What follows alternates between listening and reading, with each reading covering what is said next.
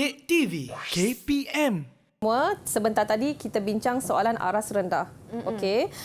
Sekarang kita lihat aras sederhana. Okey. Dia lebih kepada awak pengetahuan, pemahaman dan juga aplikasi awak sendiri. Okey, situasi berikut berlaku dalam akaun untung rugi. Ini popular lah akaun untung rugi ni. Tapi diberikan hint belanja lebih daripada hasil. Murid-murid semua. Jadi soalan, kesan situasi tersebut akan menyebabkan perniagaan memperoleh. Lihat pilihan jawapan. Rugi kasar, untung bersih, rugi bersih. Yang ni awak memang kena tahulah. Okey?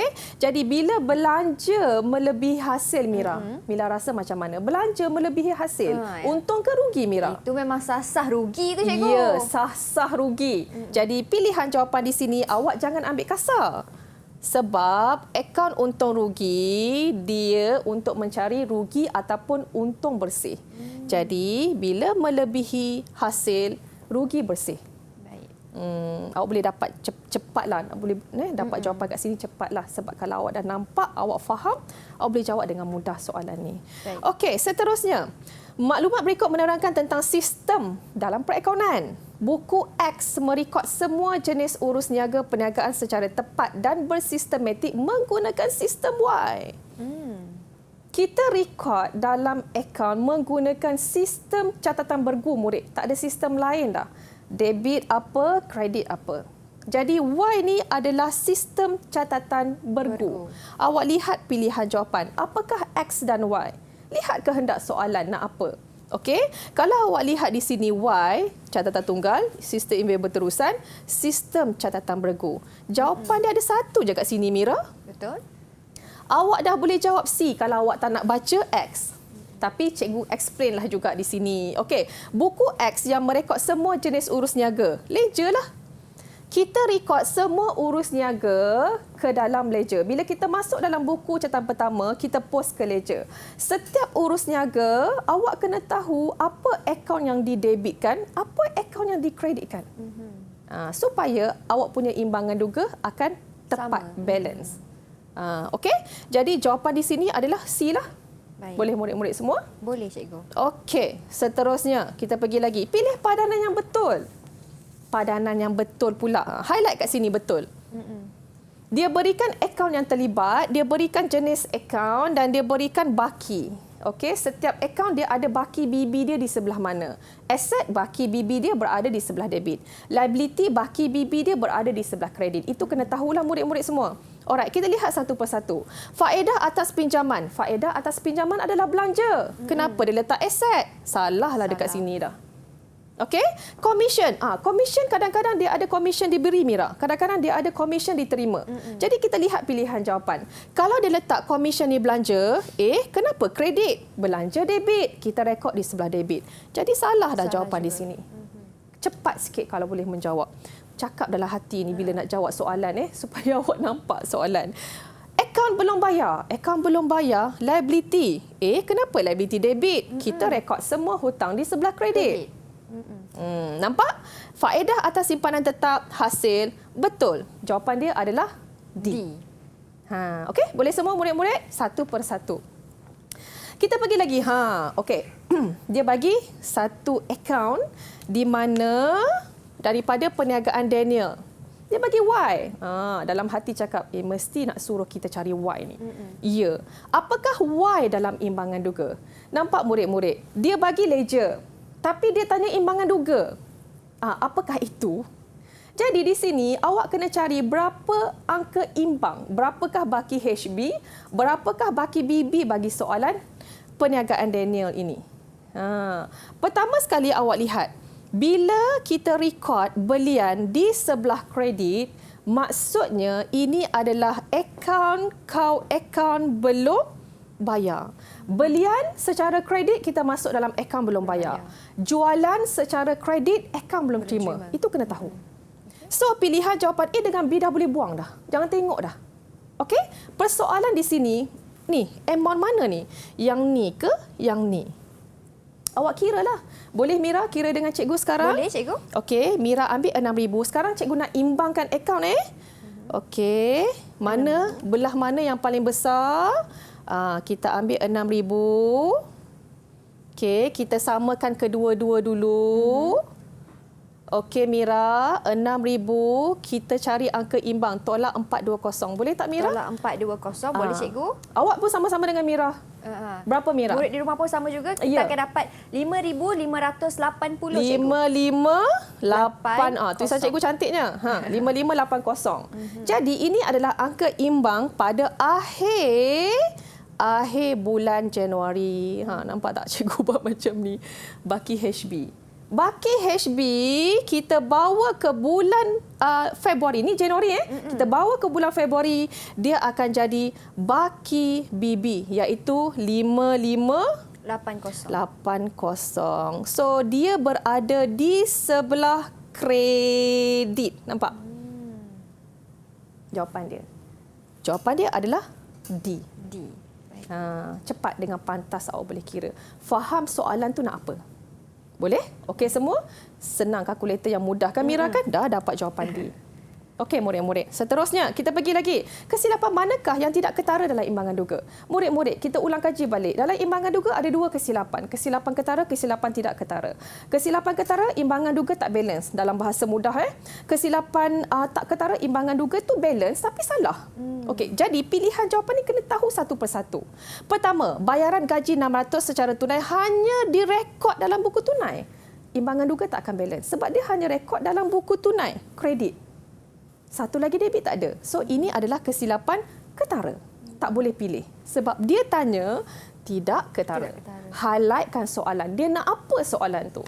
Kemudian diskaun diberi 70 telah direkodkan dalam akaun diskaun diterima. Diskaun diberi adalah belanja. Kita kena rekod di sebelah debit. Tiba-tiba dia masuk kredit. Nampak imbangan duga tak balance. Sepatutnya debit, dia masuk kredit. Tak balance. Okey? Jadi B adalah kesilapan ketara. Kemudian C, jualan secara kredit 255 telah direkodkan dengan 225 dalam akaun jualan. Okey, dalam akaun belum terima dia rekod 255. Tapi dalam akaun jualan ni dia rekod 225, tak balance. Jadi ini adalah kesilapan ketara. Akhir sekali B, belian alatan pejabat 500 dengan cek. Okey, cek direkod di sebelah kredit.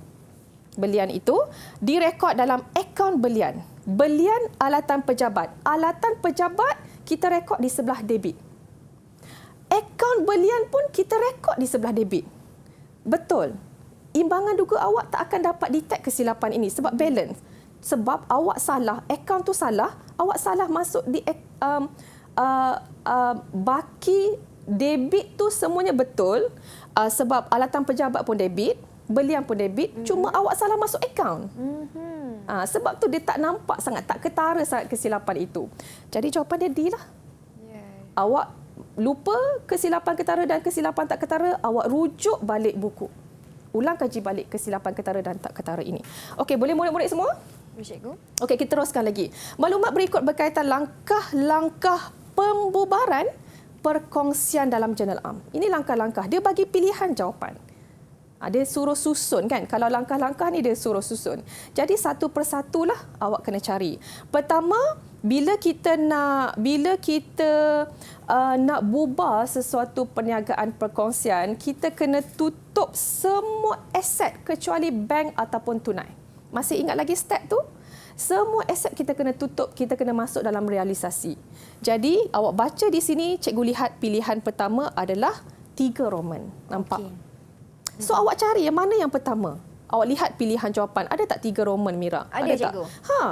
Terus jawapan dia C. Tak payah pening-pening kan cikgu? Betul. Terus tanda je. Ya. Tapi kalau awak macam tak yakinlah betul ke aku pilih ni kan. Baca satu persatu. 3 Roman kita tutup semua aset masuk dalam realisasi. Kemudian kita baca, kita buat apa? Merekod penerimaan tunai daripada penjualan aset. Semua aset yang kita jual kita masuk dalam akaun bank dan juga belanja realisasi kita bayar pun kita masuk dalam debit realisasi. Akaun realisasi kita masuk di sebelah debit. Okey? Kemudian lagi merekod pembayaran. Mana-mana hutang yang kita ada kita bayar semua. So yang terakhir adalah merekod pembayaran balik modal. Bila kita dah dapat untung ataupun rugi realisasi, kita akan masukkan dalam akaun modal setiap perkongsi. So jawapan dia adalah C. Nasib baik dia buat 3 tu satu Mira. Terus kita dapat jawapan dia C. Okey murid-murid semua boleh? Boleh cikgu. Boleh pegang soalan arah sederhana ni? Okey, seterusnya kita pergi lagi Mira. Maklumat berikut adalah baki yang diambil daripada buku perniagaan wadah hakiki enterprise pada suatu tempoh perakaunan. Murid-murid akaun ni dah biasa lihat aset dan liability. Benda tu bukan luar biasa sangatlah. Berapakah modal awal jika perniagaan mengalami kerugian?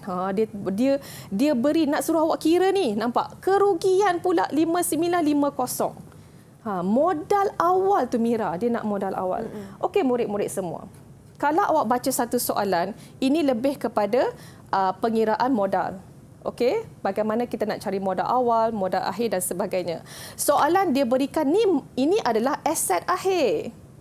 Ini adalah liability akhir. Sebab soalan dia kata pada akhir suatu tempoh perakaunan. Okey, di sini awak boleh cari modal akhir. Betul tak semua? Okey, cikgu tunjuk di sini. Cara awak nak cari untung ataupun rugi bersih, kita ambil modal akhir. Mira boleh nampak ni semua? Boleh cikgu. Nampak? Okay. Saya tengah tulis. Kita tambah ambilan. Okey.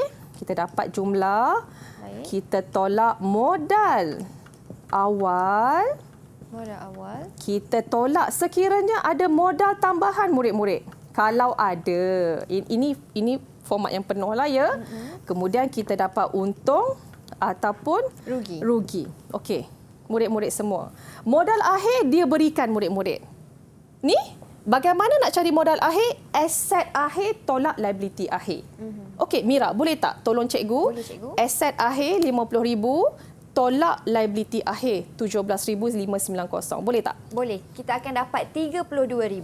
32,000. 410 cikgu. 410. Nampak murid-murid, cikgu dah masuk. Ambilan ada tak dalam soalan ni? Tak ada. Tak adalah. Okey semua. Kemudian, dia tanya berapakah modal awal ni? Ini persoalan dia. Modal tambahan ada tak murid-murid? Tak ada. Tak payah nak susah-susah hati? Tak adalah. Okey, untung ataupun rugi. Soalan dia bagi untung ke rugi murid-murid? Rugi cikgu. Rugi berapa Mira? 5950. 5950. Boleh tak cikgu buat negatif macam tu? Murid-murid semua. Jadi, boleh tak dengan maklumat-maklumat yang ada ni, kita nak cari modal awal? Boleh tak semua? Boleh. Boleh Mira. Ini adalah simple matematik. Jadi, okey, boleh Mira? Tolong cikgu cari berapakah modal awal di sini? Okey, jadi saya kena Awak pun boleh tolong saya sama-sama. 32, 410. Saya kena tolak lah kan cikgu? Ya. Saya kena tolak 5950. Saya akan dapat 26460 cikgu. 26460. Okey, cikgu letak kat sini.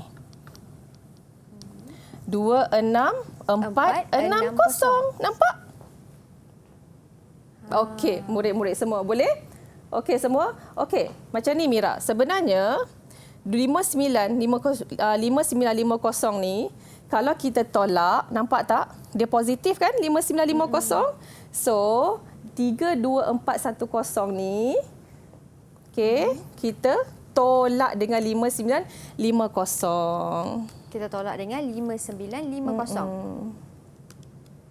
Betul cikgu. 32410. Ya 410 32410.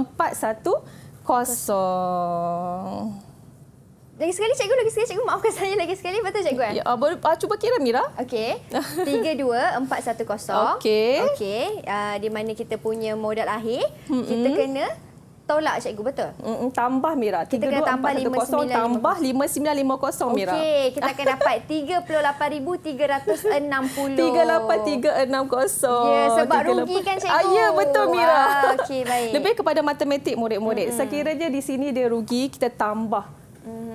Kalau di sini dia untung, kita tolak untuk dapat modal awal murid-murid semua. Okey? So jawapan dia adalah apa dia?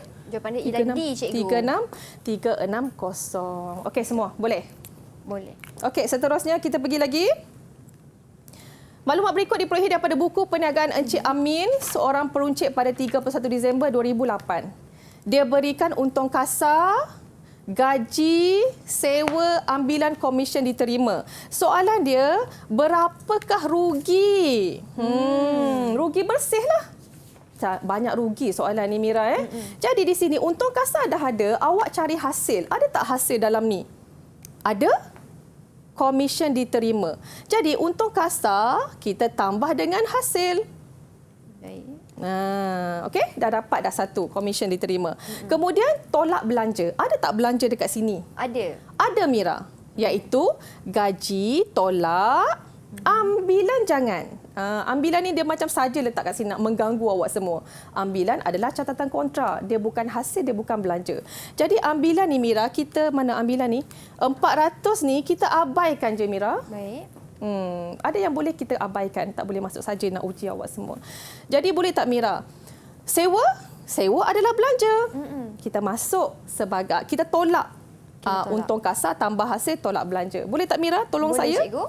Betul ke rugi ni Mira? Betul rugi. Negatif cikgu jawapan saya. Negatif rugi. Berapa jawapan dia Mira? Jawapannya ialah C, RM900 kerugiannya. Okey, Mira kira sekali lagi 24,500 24,500 tambah hasil tambah hasil. Baik. tolak gaji Tolak gaji 18,000 Baik. tolak sewa. Tolak sewa Ya. 7,200. Ya. Maka jawapan dia salah, nanti rugi markah, bukan rugi perniagaan je. Betul. Kira tu betul-betul murid-murid. Berapa Mira jawapan Jadi dia? jawapannya ialah kerugian sebanyak RM500. Ya, murid-murid. Masa awak sedang kira, pastikan kira tu betul-betul. Ramai juga murid-murid saya Mira, kalkulator tu. Kadang-kadang cuai sikit lah. Masa nak tekan-tekan tu, pastikan nombor tu betul. Kira betul, tambah tu, operasi tu kena betul lah. Ya. Okey, murid-murid semua boleh? Boleh cikgu. Jadi Okey. kepada murid-murid Didik TV KPM